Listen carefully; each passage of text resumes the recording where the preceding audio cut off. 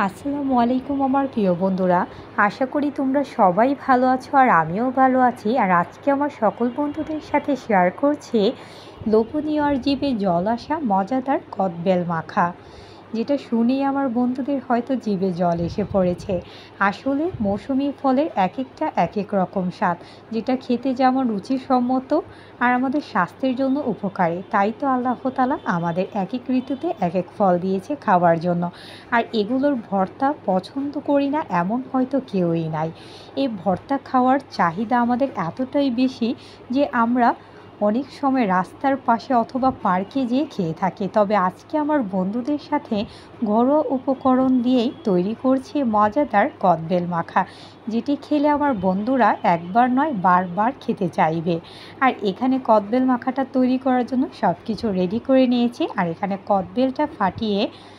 কদবেলটা হচ্ছে বাটিতে নিয়ে নিয়েছি।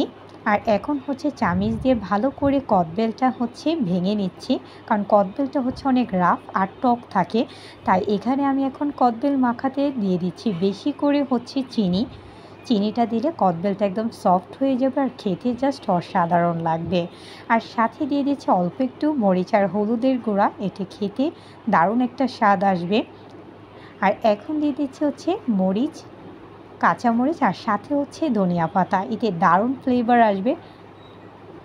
আর এখন সাথে দিয়ে দিচ্ছি অল্প একটু বিট লবণ, এতে ফ্লেভারটা আরও দারুণ আসবে। আর এই কদবেল মাখাটা খেতে সত্যি অসাধারণ লাগবে। আমার তো বন্ধুরা জিভে জল এসে পড়েছে এই কদবেল মাখতে মাখতে। জানি না আমার বন্ধুদের কেমন লাগছে, অবশ্যই কিন্তু বাসায় একবার হলো এই মজাদার কদবেল মাখাটা ট্রাই করবে।